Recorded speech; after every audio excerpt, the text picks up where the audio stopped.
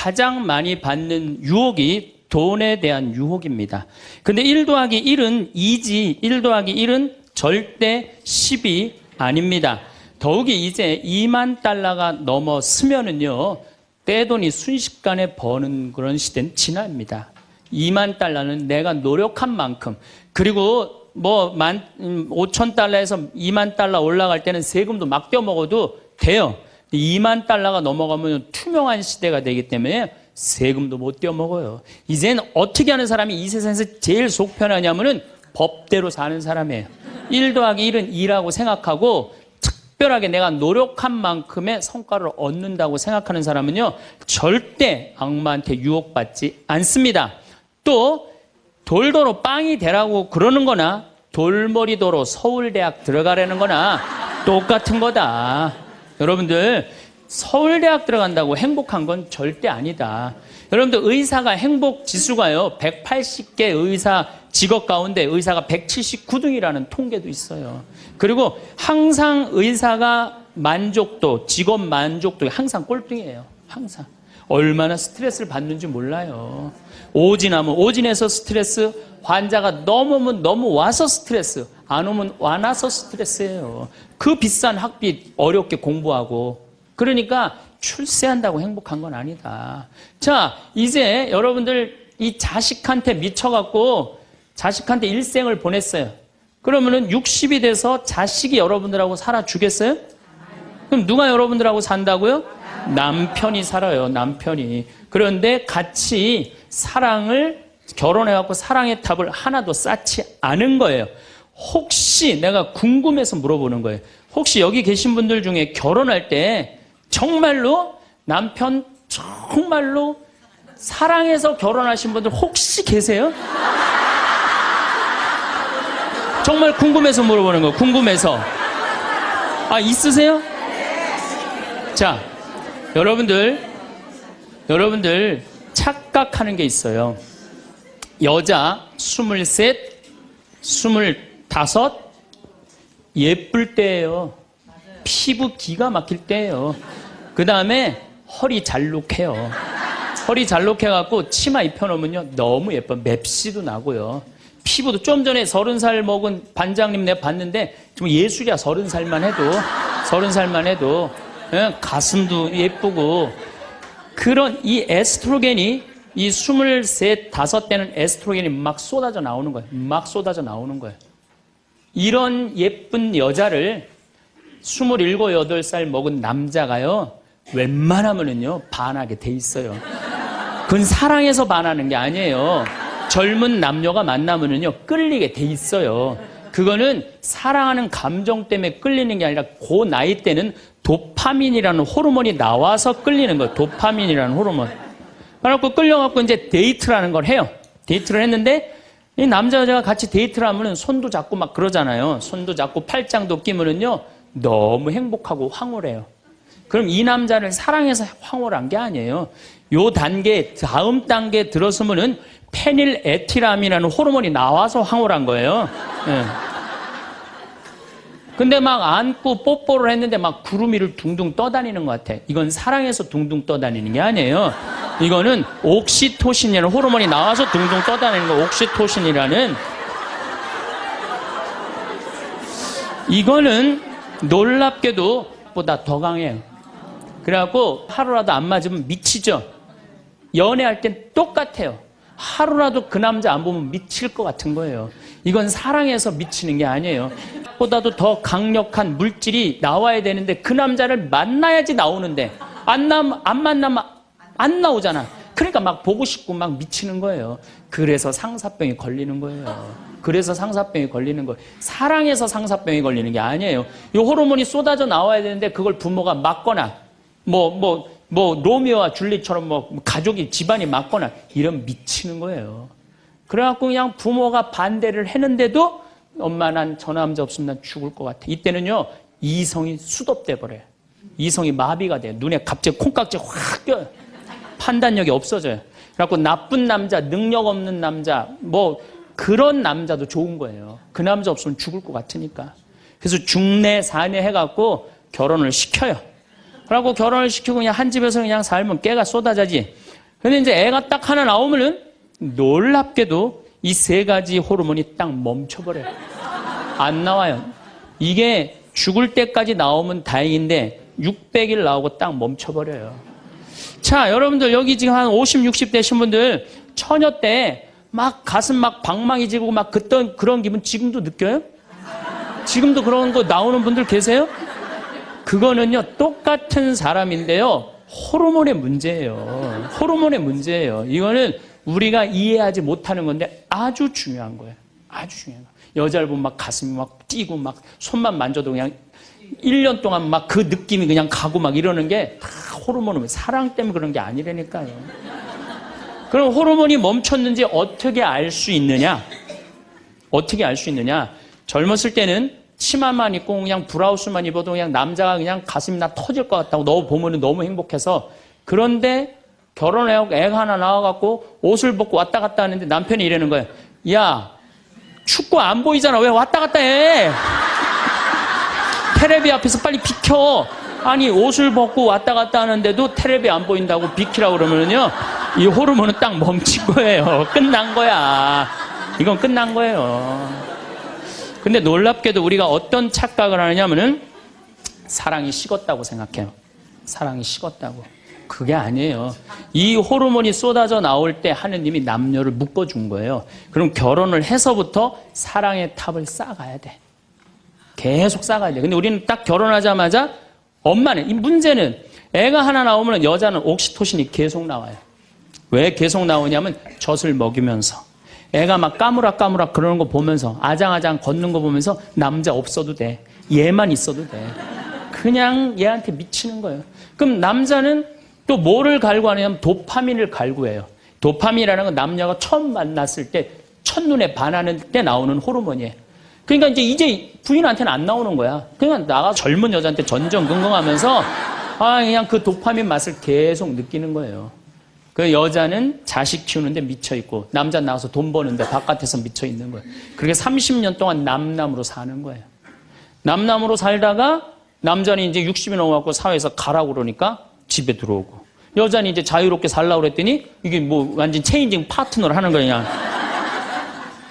그래갖고 남편이 집에 들어왔고 사랑이 하나도 없는 사람, 사랑하는 사람 밥 세끼 차려주는 것도 힘든데 사랑하지도 않는 남자 밥 세끼 차려주는 거 좋아요, 나빠요?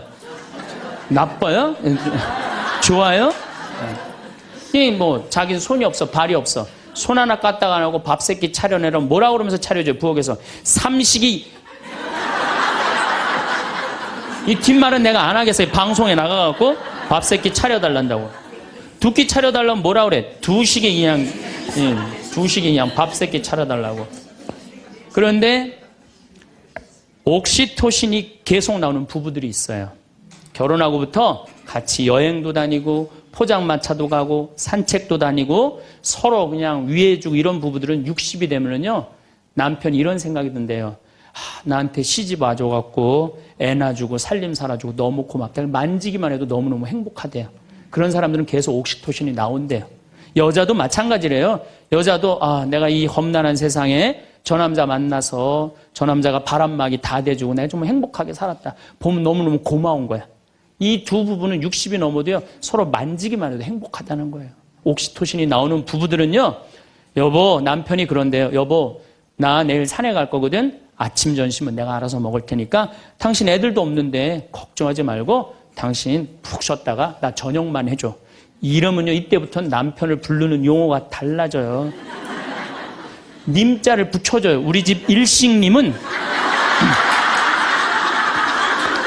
한 끼밖에 안 드신다고. 얼마나 고마워하는지 몰라요. 그런데 남편이 밥을 한 끼도 안 먹는다, 집에서. 이건 너무 고마운 거예요. 여러분들, 우리 어머니 아버지가 결혼 63주년이 됐어요. 60년 때 어머니가 이러셨어요. 나 60년 동안 밥 해먹는 건 지겹다고. 그랬더니 아버지, 내가 직접 들었어요. 아버지 하시는 말씀이 60년 동안 밥하는 거 했었지. 이제부터 내가 해서 먹을게. 그래서 우리 아버지가 해서 드세요. 집에서 한 끼도 부인한테 상 차리라고 안 하면은 이때부터는 대통령 아들 대접해주는 거예요. 영식님을 대통령 아들이라고 부르는 거거든요. 우리 집 영식님은 한 끼밖에 한 끼도 안 드신다고. 그런데 이 남편이 밥 세끼 차려달라는 것도 모자라서 간식을 내놓으라고 그러네. 그럼 뭐라 그래? 간나이. 간식 차려내란다고. 그런데 간식을 종종 차려내라고 그러네. 그럼 뭐라 그래? 종간나이.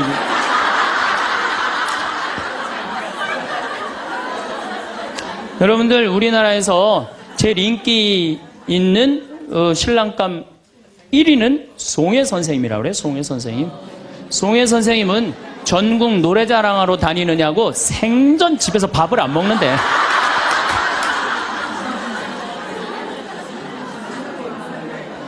자, 여러분들, 사랑 없는 남편이랑 60이 넘어갔고 40년, 50년 한 집에서 산다. 만만치 않은 일이에요. 보통 심각한 문제가 아니에요. 네. 그런데 우리는 60이 넘어서도 누구한테 미쳐 있느냐면 아직도 정신 못 차려. 자식한테 미쳐 있어요. 일본은 60이 넘어서 자식들 생활비 대주는 비율이 8%예요. 홍콩은 60이 넘어서 자식들 생활비 대주는 게 11%예요. 우리나라는 60이 넘어서 자식들 생활비 대주는 비율이 83%예요. 자식한테 미쳐 있는 거예요. 원숭이가 바나나를 못 나서 자기 목숨을 잃어버리듯이 대한민국 60대 할머니, 할아버지들은, 특히 할머니들은 누굴 못 낳아? 자식을 못 낳아서 본인의 인생을 다 망치는 거예요. 나머지 50년, 60년 인생을 다 망치는 거예요. 남편도 없고 자기도 없는 거예요. 우리나라 노인들은 행복이 하나도 없는 거예요. 자식한테 미쳐갖고. 자, 이제 60부터, 지금 태어나면서부터 아인슈타인부터 지금 시작을 했어요. 아인슈타인부터 시작해갖고, 뭐, 천재부터 시작해갖고, 이제 점점 꿈이 망가지고, 결혼해갖고 자식한테 미쳐있다가 60이 넘어서면요, 60이 넘으면요, 여자한테는요, 몸에 에스트로겐이 안 나와요. 몸에서 뭐가 나오냐면 테스토스테론이 나와요. 남성 호르몬이 나와. 그러니까 60 넘은 할머니들 보면 여자 같은 할머니 하나도 없어요. 전부 깡패 같은 할머니밖에, 깡패 같은 할머니. 내가 얼마 전에 부산에를 갔는데 택시를 탔어요. 근데 택시 기사님이 머리가 하얗신 분이야. 머리가 하얀데 내가 택시를 딱 탔는데, 아유, 손님, 장가 갔냐고. 그래서, 난 장가 안 갔다고. 그랬더니, 아유, 장가 안 가길 잘했다는 거예요. 그래서 무슨 소리냐 그러니까 내가 이제 환갑이 넘었는데 우리 마누라가 자식들이 전부 다 뭐 서울에 뭐 연대 나오고 그래갖고 안양에 가서 산다는 거예요. 안양에 가서 사는데 마누라는 침대를 좋아하고 자기 맨바닥이 좋대요. 그래서 잘 때 부인은 같이 텔레비를 보고 잘 때는 딸 방에 가서 잔다는 거예요. 근데 이놈은 마누라가 방에 딱 텔레비 보러 이제 자기 끝나고 자기 방에 갈 때 꼭 자기를 향해서 방구를 끼고 간다는 거, 방구를 끼고. 그래서 제발 방구 좀 끼지 말라고 그래도 들은 척도 안 한대요. 꼭 방구를 끼고 간다는 거예요. 너무너무 자존심이 상하네, 너무너무. 그러니까 60이 넘은 여자들은요, 여자 같은 여자가 없다는 거예요. 몸에 막 테스토스테론이 나오는 거야. 응. 할아버지들은 몸에서 테스토스테론이 안 나와. 에스트로겐이 나와. 조금만 말하면 막 울고, 슬픈 거 보면 막 울고 막. 할머니들은 생전 안 그러는데. 그러니까 이제 60 먹은 할머니랑 60 먹은 할아버지랑 부부싸움 하면은요, 할머니들은 안 져요. 72% 할머니들이 나는 늙은 남편 모시는 거 지겹다고 생각을 하니까 신경질이 나는 거예요. 부부싸움 하면 절대 할머니도 안 져요. 몸에 테스토스테론 흘러 넘치겠다. 애들 막 들었다 놨다 해갖고 팔뚝도 남편보다 더 굵겠다. 무서울 게 뭐 있어. 그래갖고 그냥 할아버지들하고 싸우는 거죠. 할아버지들이 할머니하고 싸워갖고 눈탱이가 밤탱이 돼갖고 이제 노인정에서 신세한탄 하는 거예요. 60 먹은 할아버지한테 물어봤어요. 형들이. 60, 70, 80, 90 먹은 할아버지들이 이제 네 할아버지가 할머니한테 맞아갖고 노인정에 앉아서 신세한탄하는 거예요. 형들이 물어봤어요. 야, 너는 왜 아침부터 노인정에 이렇게 철양 맞게 이렇게 앉아있냐? 눈탱이가 밤탱이가 돼서. 그랬더니 60 먹은 할아버지 하시는 말씀이 형들 말도 많아. 마누라 무서워서 도저히 한 집에서 못 살겠어. 왜? 그래서 아침에 국이 짜다고 투정을 좀 부렸더니 마누라 한다는 소리가 짜면 짠 대로 먹지 뭐 이렇게 말이 많으냐고 두들겨 패갖고 눈탱이가 밤탱이 됐다는 거예요. 아니 그러는 형은 왜 눈탱이 밤탱이 됐냐고 그러니까 이놈은 마누라가 해만 뜨면 가방을 여러분 오늘 가방 들고 나왔죠. 해만 뜨면 가방을 들고 그냥 어딜 나가길래 나 밥 안 차려주고 어딜 그렇게 나가냐고 그러니 내가 나가 돌아다니는데 당신 보태준 게 뭐 있느냐고 두들겨 패갖고 눈탱이 밤탱이 됐다는 거야. 그러는 형은 왜 눈탱이 밤탱이 됐냐고 80 먹은 형한테 물어봤어요. 그랬더니 80 먹은 형이 하시는 말씀이 난 집에 있는 게 하도 심심해서 마누라 나가는 길에 나도 따라 나가면 안 되냐 그랬더니 어딜 따라 나오냐고 그러고 두들겨 패갖고 눈탱이 밤탱이 됐다는 거야. 90 먹은 그러는 형은 왜 눈탱이 밤탱이 됐냐고 그러니까 그래서 아침에 눈을 떴더니 마누라가 밤새 안 죽고 또 눈 떴다고. 그래갖고 요즘에 90 먹은 할아버지들이 고민이 많대요. 아침에 일어나갖고 눈을 떠야 되는 건지 말아야 되는 건지 고민이 많대.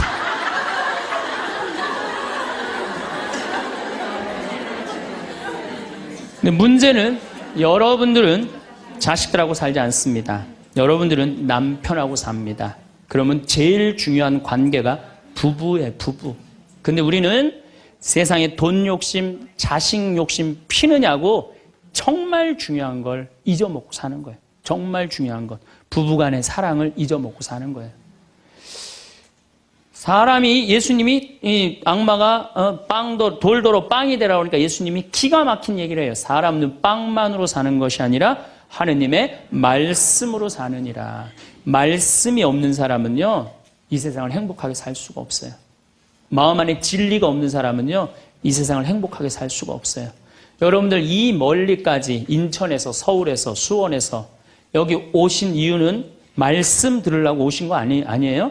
그렇죠? 그럼 뭔가 답을 알고 살아가는 거, 뭔가 답을 알고.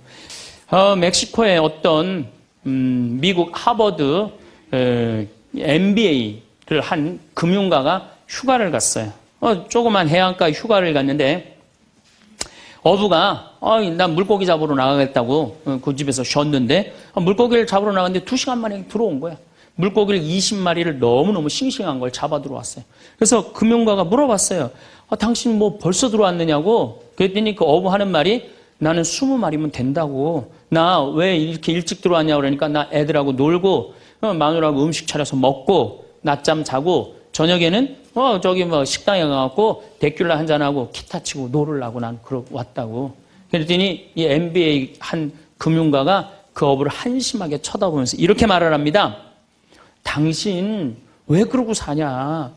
당신 지금 2시간에 그렇게 20마리 잡으면 8시간 일하면은 아니 뭐 거의 뭐 100마리, 200마리 잡을 수 있는데 그거 잡아갖고 배를 한 척 더 큰 걸 사라. 그래갖고 조금만 일을 열심히 하면은 5척을 살 수 있다. 그래갖고 그거 5척을 사갖고 큰 배를 사라. 배를 사갖고 당신 기술이 좋으니까 이 통조림 회사를 해라. 통조림 회사를 해갖고 이 회사를 참 물건을 팔아라. 그래갖고 여기서 살지 말고 맨하탄에 가라. 뉴욕. 맨하탄에 오면 내가 다 코치를 해줄 테니까 그 맨하탄에서 그 다 꾸민 거를 주식을 딱 팔아갖고 백만장자가 돼서 다시 와서 당신 행복하게 살면 되지. 왜 이 20마리 겨우 잡고 들어오느냐고. 그랬더니 어부가 물어봤어요. 그렇게 내가 백만장자가 돌아와서 여기 돌아와갖고 내가 쉴 수 있는데 걸리는 시간이 얼마가 걸리느냐 그랬더니 한 30년 정도 걸릴 것 같다고. 그랬더니 어부가 기가 막힌 말을 하죠. 난 지금 그러고 있는데 내가 뭐하러 30년 동안 고생을 해야 되느냐 이거예요. 그러니까 이 어부한테는 돈이 행복을 주지 않는다고 생각을 한 거예요. 내가 지금 내 아이랑 부인이랑 행복하게 살면 되는데 뭐하러 욕심을 피고 사느냐는 거예요. 그러니까 여러분들이 고통스러운 이유가 뭔지 아세요? 욕심 필 때 고통스러운 거예요. 인생 쫙 돌아보실 때 언제 여러분들이 괴로운지 아세요?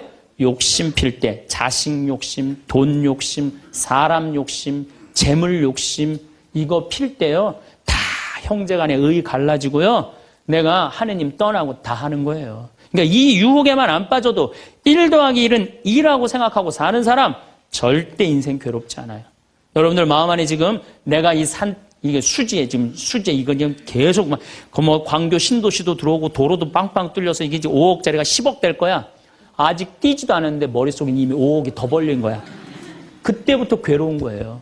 그때부터. 1 더하기 1은 2지. 1 더하기 1은 10이 절대 아니다. 남은 인생 여러분들 허튼 욕심 피지 마세요. 그럼 악마가 못 따라온다는 얘기죠. 이게 안 되니까 악마가 이번에는 예수님을 높은 산에 데리고 가요. 이스라엘에 가보면은 40일 단식하시고 난 다음에 높은 산이라고 그러는 건 예리고가 내려다 보이는 산이에요. 예리고가요 6,000년 된 도시예요. 사막인데 그냥 막 물이 펑펑펑펑 솟아나와요. 그래갖고 그냥 사람이 정말로 살기 좋은 데예요. 그 예리고라는 도시를 보여주면서 당신이 나한테 절을 한다면 내가 당신한테 권세와 영광을 주겠다고 그래. 근데 우리가 놀랍게도 돈 욕심보다 더 무서운 욕심이 뭐냐면 권세와 영광이에요. 여러분들 여기 지금 권세와 영광 여러분들 피세요 안 피세요? 여기 있는 분들. 돈 없는 사람도요 자존심 상하면 기분 나빠요. 그렇죠? 여러분들 부부 사이에서도 권세와 영광 필 것 같아 안 필 것 같아요? 당신 나 만났으면 쪽박 찼어. 당신 같은 사람 세상에서 살지도 못해. 나 만났으니까 이러고 사는 거야. 이러면서 부부 사이에도 누가 잘났다고 해? 내가 잘났다고 권세와 영광 드러내요. 이게요. 돈 없는 사람도 받는 유혹이 권세와 영광이에요. 이거 국회의원 대통령만 받는 게 아니에요. 이거 제일 많이 받는 사람이 우리 신부들이에요. 신부들.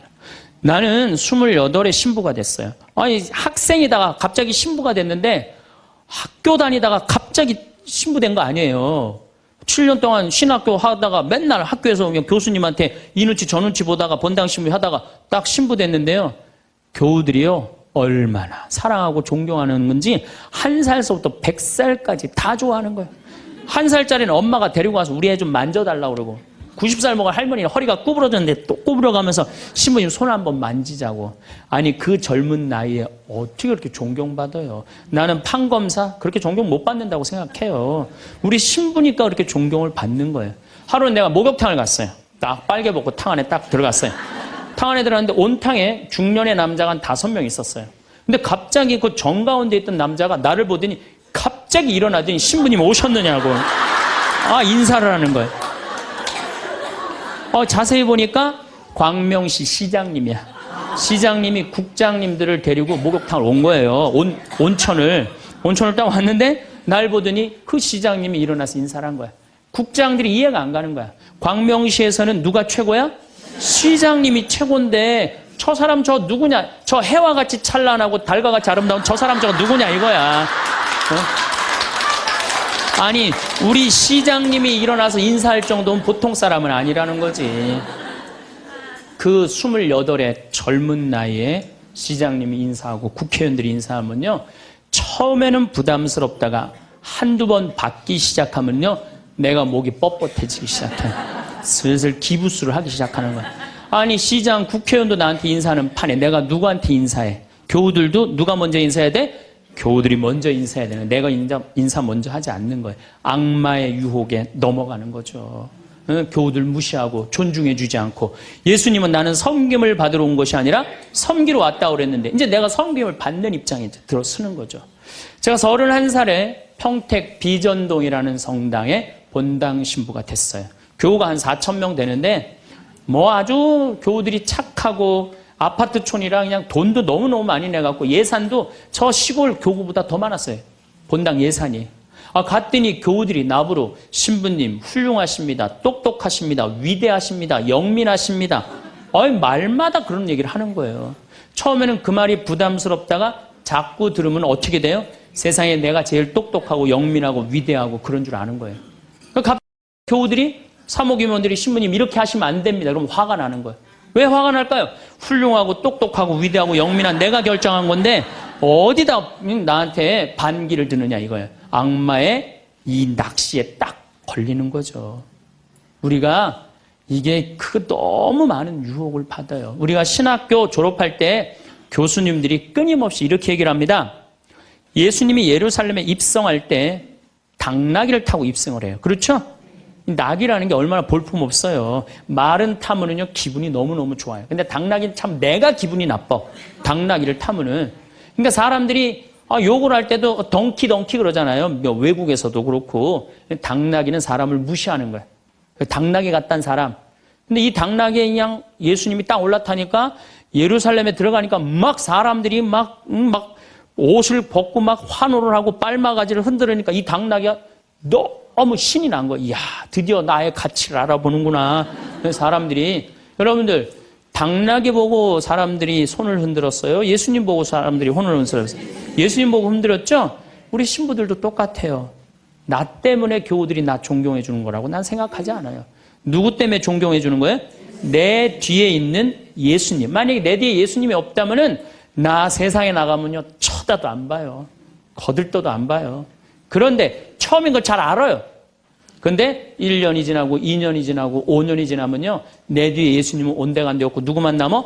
나만 남는 거예요. 악마가 나한테 절을 하면 권세와 영광을 주겠다는 거 똑같은 거죠. 제가 작년에 뉴욕 퀸즈라는 분당에 강의를 갔어요. 강의를 갔는데 교우들이 진짜 많이 왔어요.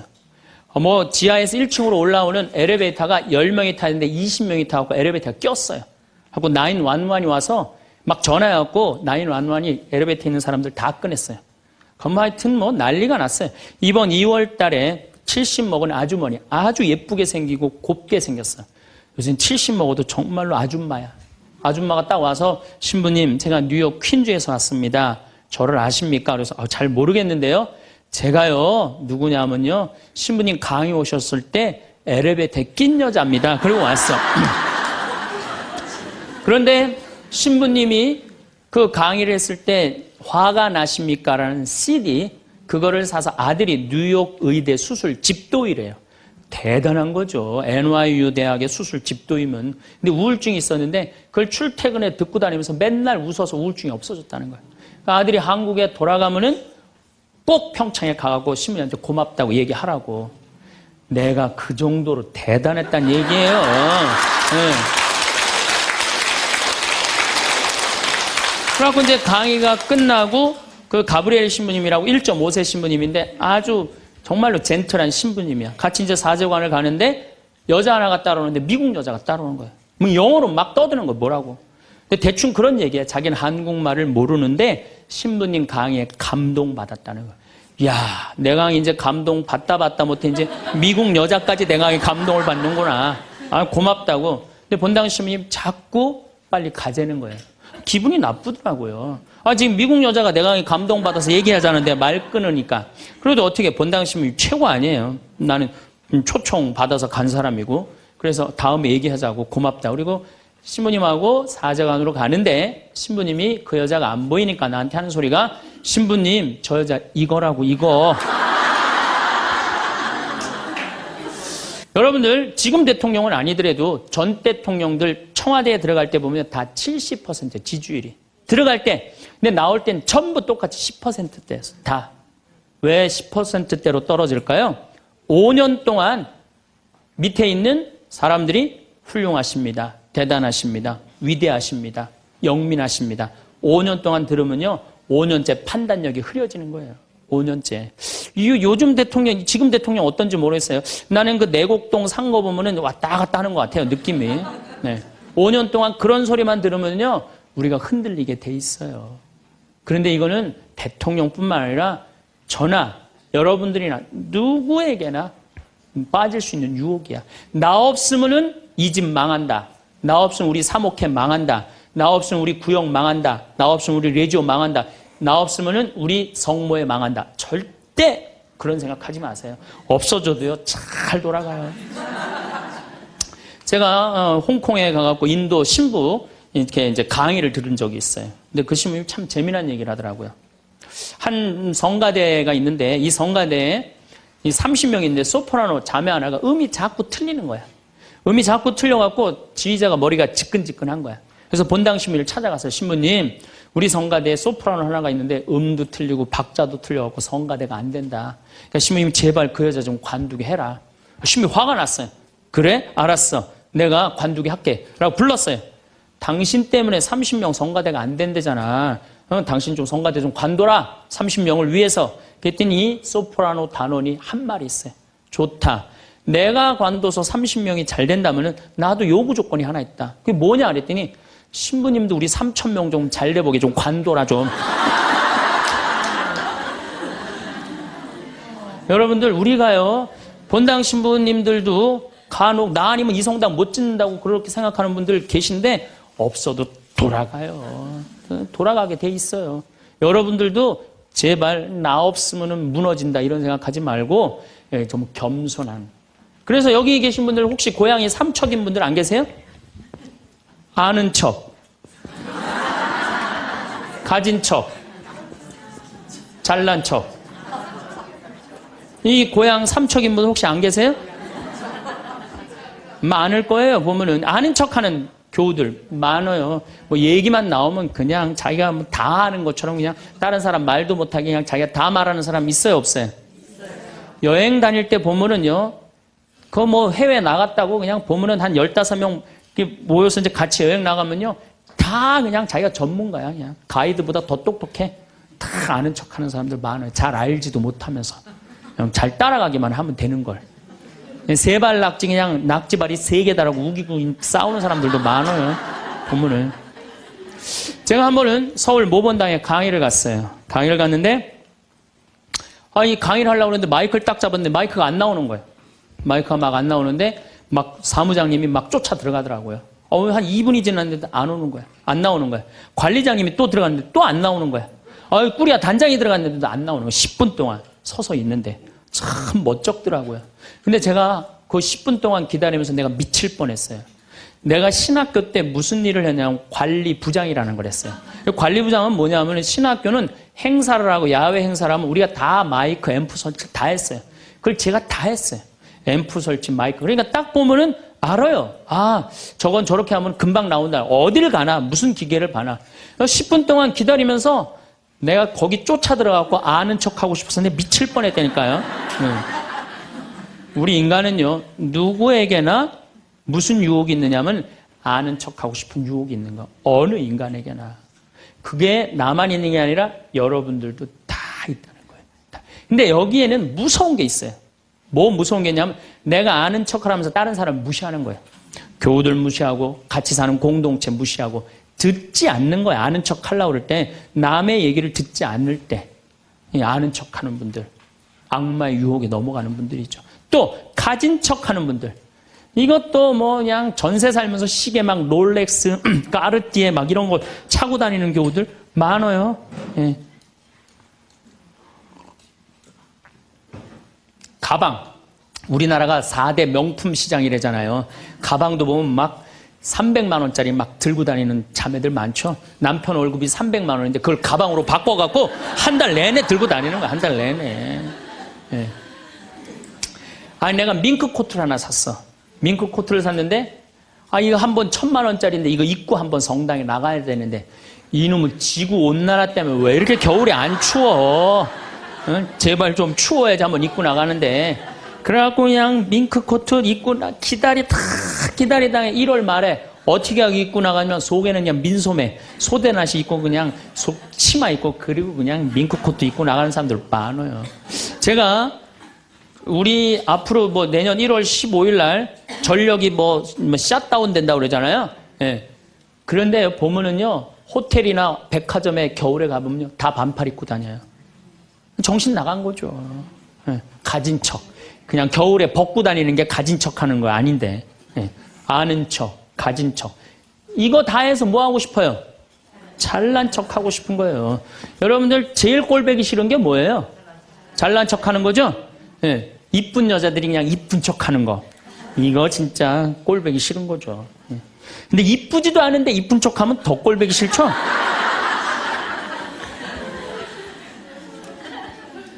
저도 이 잘난 척 하는데 만만치 않아요. 저도 만만치 않아요.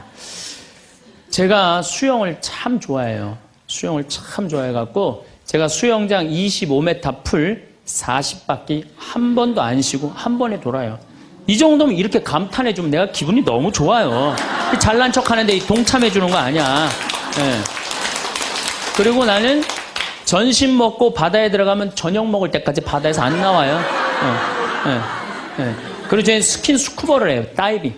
다이빙을 해갖고 아주 다이빙을 좋아해요. 그래갖고 뭐 동해바다, 제주도 뭐 문섬, 새끼섬, 서귀포 앞바다에 있는 거, 포항에 또 뭐 다이빙, 그 다음에 무슨 뭐 저 괌, 파푸아 뉴기니 뭐 그 비행기 추락한 거 다이빙, 배 난파된 거 다이빙, 얼마나 다이빙을 좋아하는지 몰라요.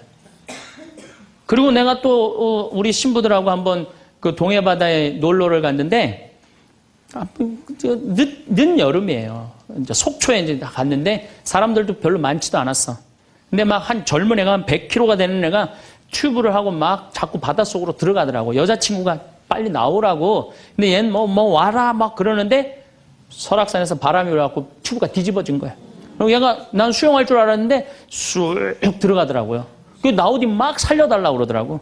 또 쑥 들어가는데 또 아무도 안 가더라고. 그래도 뭐 어떻게 해. 신부인데.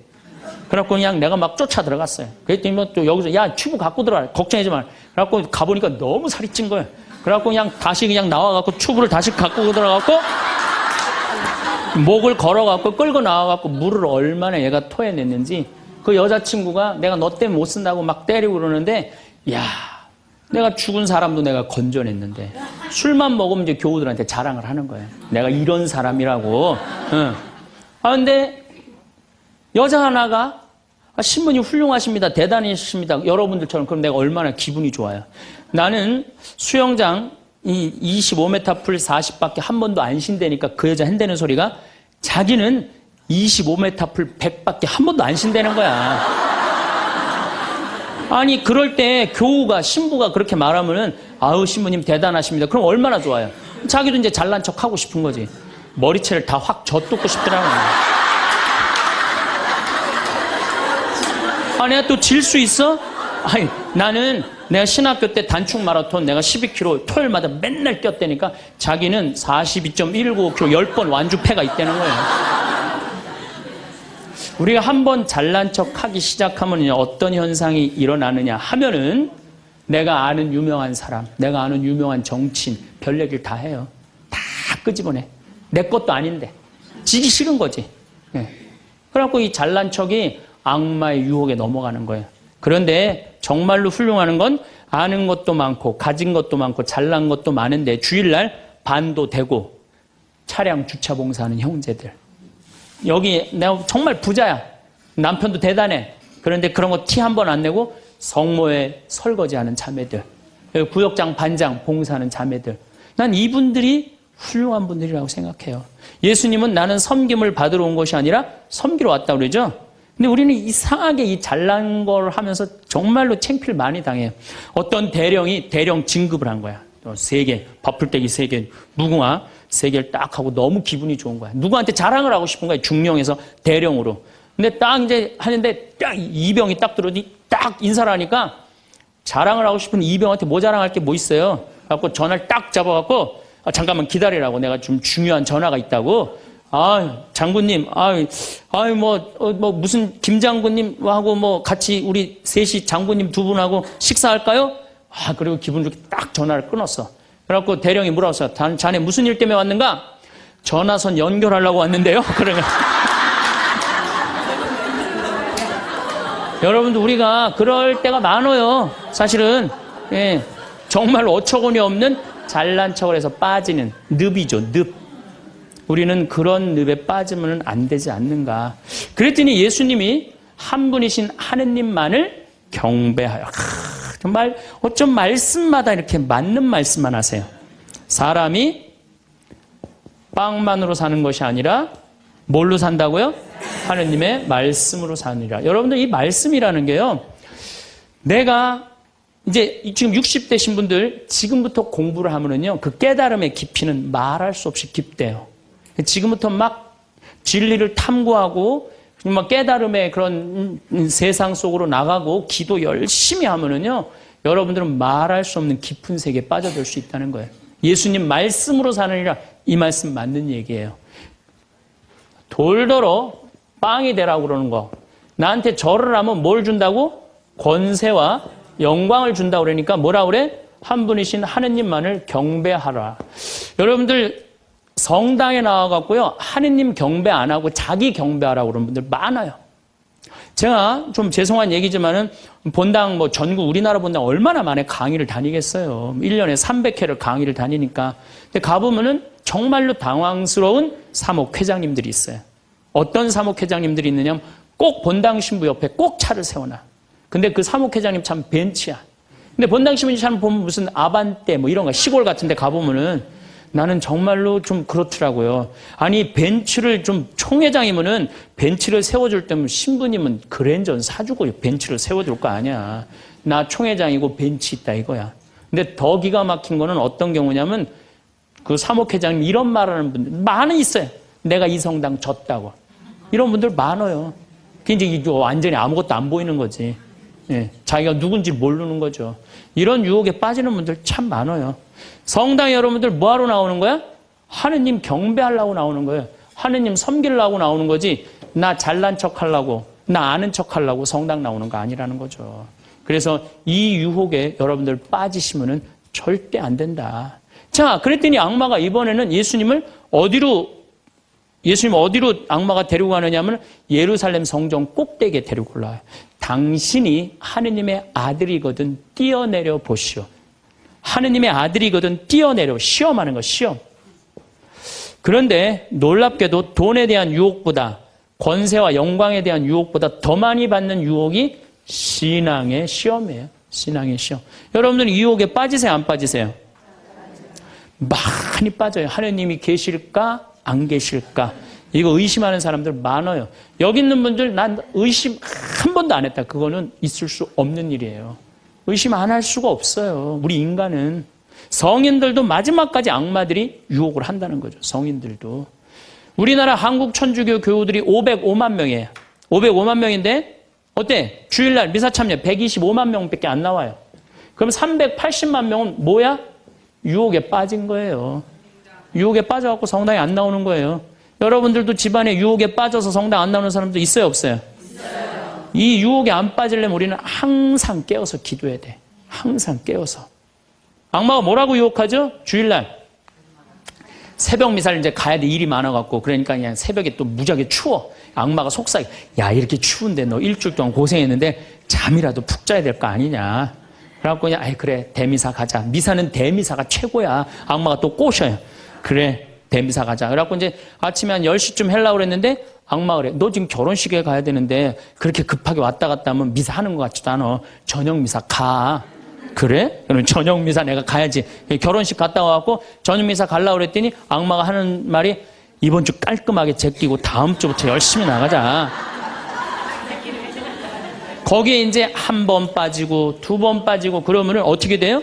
아예 성당에 가기 싫은 거예요. 그래서 우리가 악마는요, 예수님이 뭐 내가 다음 시간에 말씀드리겠지만은 한 분이신 하느님을 시험하지 말아라 그랬는데 뭐라고 그러고 떠나냐면 다음 기회를 엿보고 떠나. 다음 기회를 엿보고.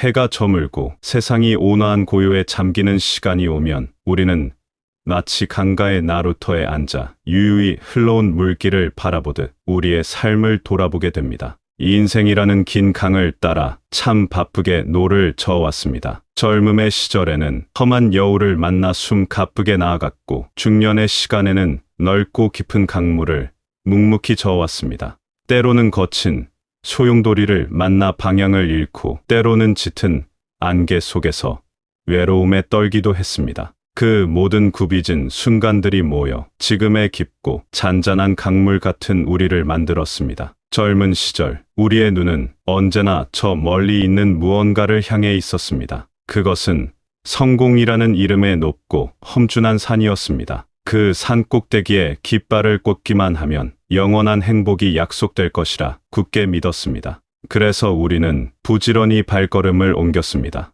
더 많은 것을 손에 쥐기 위해, 더 높은 자리에 오르기 위해 우리는 기꺼이 잠을 줄이고 땀을 흘렸습니다. 이 일을 노력하면 이가 되어 돌아오는 정직한 세상의 이치를 의심하지 않았습니다. 그렇게 한평생을 바쳐 오른 산의 정상에서 우리는 잠시 거친 숨을 고릅니다. 발 아래 아득하게 펼쳐진 풍경을 내려다봅니다. 분명 많은 것을 이루었고 남들이 우러러보는 자리에 섰습니다. 하지만 마음 한편에서는 설명하기 어려운 공허한 바람이 붑니다. 마치 평생을 찾아 헤맨 보물상자를 열었는데 그 안이 텅 비어있는 듯한 기분입니다. 통장에 찍힌 숫자가 벽에 걸린 빛나는 상장이 주는 안도감은 생각보다 짧고 희미했습니다. 그제야 우리는 깨닫습니다. 행복은 무언가를 끊임없이 채우는 것에만 있는 것이 아니라 때로는 불필요한 것을 기꺼이 비워내는 것에도 있다는 사실을 말입니다. 복잡한 셈법 없이 마음 편히 사는 것, 남의 시선이라는 감옥에서 자유로워지는 것, 그리고 법 없이도 살 수 있는 떳떳한 마음으로 매일 아침을 맞는 것, 그것이야말로 돈으로 결코 살 수 없는 진짜 귀한 보물이었습니다. 화려한 외식보다 온 가족이 둘러앉아 먹는 소박한 저녁상이 더 맛있고 행복했던 것처럼 행복의 본질은 우리 가장 가까운 곳에 늘 존재했습니다. 우리 삶의 가장 뜨거운 동력이었던 것은 사랑이었습니다. 특히 자녀를 향한 사랑은 온 생애를 바쳐도 아깝지 않은 맹목적이고 헌신적인 사랑이었습니다. 자녀가 곧 나의 세상이었고 그 아이의 작은 웃음 하나가 온 우주를 다 가진 듯한 기쁨을 주었습니다. 내 살이 깎여나가는 고통 속에서도 자식의 키가 한 뼘 더 자란다면 그것으로 좋겠습니다. 그렇게 애지중지 키운 아이들이 다 자라 각자의 우주를 향해 힘찬 날갯짓을 하며 떠나갑니다. 텅 빈 둥지를 바라보며 우리는 한없는 자랑스러움과 함께 그만큼 깊은 허전함을 느낍니다. 내 인생의 전부라 믿었던 가장 큰 역할이 끝난 것만 같아 마음 둘 곳을 잃기도 합니다. 바로 그때 우리는 아주 오랫동안 희미하게 보았던 존재를 다시 선명하게 발견하게 됩니다. 바로 지금 내 곁에서 조용히 나를 바라보고 있는 그 사람, 나의 배우자입니다. 젊은 날의 사랑은 마치 타오르는 불꽃과 같았습니다. 그 열정은 강력한 호르몬의 작용이었고 서로를 눈멀게 할 만큼 강렬했습니다. 아이가 태어나면 그 뜨거운 사랑의 불꽃은 자연스레 아이에게로 옮겨갑니다. 그래서 많은 부부가 사랑이 식었다고 이제는 의무감과 정으로만 함께 산다고 착각하기도 합니다. 하지만 그것은 사랑이 끝난 것이 아니라 다른 모양의 사랑으로 깊어지고 진화하는 과정이었습니다. 활활 타오르던 불꽃이 사그라든 자리에 이제는 서로의 존재 자체로 온기를 나누는 잔잔한 화롯불 같은 사랑이 남습니다. 두 그루의 늙은 나무가 오랜 세월 비바람을 함께 견디며 서 있으면서 그 뿌리가 땅 속에서 서로 단단히 얽혀 하나가 된 것처럼 말하지 않아도 서로를 이해하고 작은 표정 하나로 마음의 슬픔을 읽어내는 깊은 유대감이 생깁니다. 이제부터는 그 사랑의 탑을 더욱 정성껏 매만져야 합니다. 함께 새로운 것을 배우러 다니고 서로의 아픈 곳을 말없이 쓸어주며 당신이 있어서 참 다행이라는 진심 어린 말을 건네는 것. 긴 세월 함께 걸어오며 마음속에 쌓아두었던 서운함의 돌멩이가 있다면 이제는 지혜로운 마음으로 강물에 던져 훌을 털어버리고 용서하는 것. 그것이 모년을 함께 걸어가는 가장 든든한 힘이 됩니다. 서로의 주름진 손길에서도 깊은 평화와 행복을 느끼는 것. 그것이 진짜 사랑의 완성일 겁니다. 우리 마음속에는 또 다른 뿌리 깊은 욕심이 있습니다. 그것은 돈이나 명예보다 더 교묘하고 끈질긴 내가 옳다는 생각, 내가 더 잘났다는 교만함입니다. 우리는 살면서 많은 경험을 쌓았고 책 몇 권을 합친 것보다 더 두꺼운 지혜를 갖게 되었습니다. 그래서 때로는 나도 모르게 다른 사람을 판단하고 내 방식만이 정답이라고 고집하며 마음의 벽을 쌓습니다. 나 없으면 안 되라는 생각은 아주 달콤한 독과 같습니다. 스스로를 중요한 사람으로 만들어주는 것 같지만 실은 스스로를 외로운 섬에 가두는 일입니다. 내가 항상 옳다고 믿는 순간 우리는 다른 사람의 이야기에 귀를 닫게 됩니다. 귀를 닫으면 마음의 문도 닫히고 결국 우리 곁에는 아무도 남지 않게 됩니다. 우리의 지혜는 남을 찌르는 창이 아니라 남을 감싸는 따뜻한 담요가 되어야 합니다. 모든 공동체는 누가 없어도 그 나름의 방식으로 잘 흘러갑니다. 내가 없어도 세상은 여전히 아름답게 제 갈 길을 갑니다. 이 거대한 진실을 겸손하게 받아들일 때 우리는 뒤로소 자유로워질 수 있습니다. 어깨를 짓누르던 중요한 나라는 무거운 갑옷을 벗어던질 때 우리의 영혼은 어린아이처럼 가벼워집니다. 진정으로 존경받는 사람은 목소리를 높이는 사람이 아니라 기꺼이 자신을 낮추고 묵묵히 봉사하며 다른 사람의 말을 경청하는 사람입니다. 멕시코의 작은 어촌 마을에 대한 유명한 이야기가 있습니다. 한 성공한 사업가가 휴가를 보내던 중 해변에서 낡은 배 옆에 누워 한가로이 낮잠을 즐기는 어부를 보았습니다. 사업가는 안타까운 마음에 어부에게 다가가 말했습니다. 이렇게 햇살 좋은 날에 왜 일을 더 하지 않습니까? 좀 더 부지런히 고기를 잡으면 그물도 바꾸고 더 큰 배도 살 수 있을 겁니다. 나중에는 회사를 차려서 큰 부자가 될 수도 있습니다. 어부가 눈을 가늘게 뜨며 물었습니다. 그렇게 큰 부자가 되면 그 다음에는 뭘 할 수 있게 됩니까? 사업가는 마치 자신의 미래를 이야기하듯 신이 나서 답했습니다. 모든 것을 이룬 뒤에는 은퇴해서 이렇게 아름다운 해변에서 느긋하게 낮잠도 자고 사랑하는 가족과 여유로운 시간을 보낼 수 있지 않겠습니까? 그 말을 들은 어부가 잔잔하게 웃으며 말했습니다. 저는 지금 당신이 말한 그 행복을 이미 누리고 있습니다. 우리는 행복이 저 먼 곳에 있는 결과라고 생각하며 평생을 달려갑니다. 하지만 행복은 어쩌면 결과가 아니라 매일매일을 살아가는 과정 그 자체에 숨어 있는 것인지도 모릅니다. 욕심을 부릴 때 마음은 늘 조급하고 고통스럽습니다. 하지만 욕심이라는 무거운 배낭을 내려놓으면 우리는 이미 가지고 있는 것들로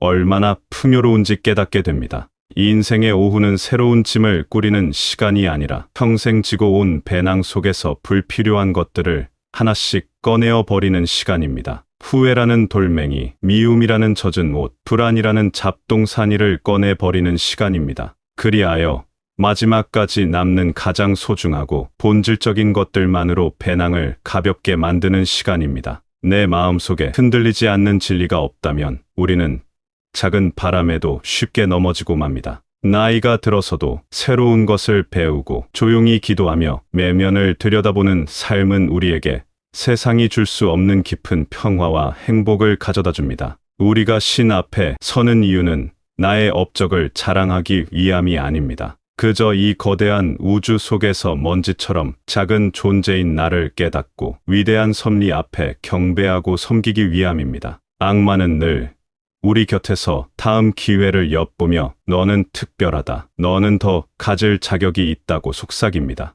그러니 우리는 매 순간 깨어 있어야 합니다. 사람은 빵만으로 사는 것이 아니라 보이지 않는 진리의 말씀으로 사는 존재입니다. 오늘 우리 마음을 진정으로 채우고 있는 것이 무엇인지 조용히 들여다보는 시간을 가지면 좋겠습니다. 그리고 지금 내 곁에 있는 소중한 사람의 손을 꼭 잡고 창가로 스며드는 따스한 햇살 아래 함께 앉아있는 그 평범한 순간의 행복을 온전히 누리시기를 바랍니다. 삶이 때로는 버겁, 마음 둘 곳 없다 느끼는 날도 있었을 겁니다. 수많은 밤을 뒤척이며 남몰래 눈물 삼킨 적도 있었을 겁니다. 괜찮습니다. 그 모든 시간이 있었기에 지금의 깊은 눈빛을 가진 당신이 있는 것입니다. 당신의 삶은 그 모든 흠집과 눈물 자국까지 포함하여 세상에 단 하나뿐인 위대한 예술 작품입니다. 그러니 이제는 그 누구보다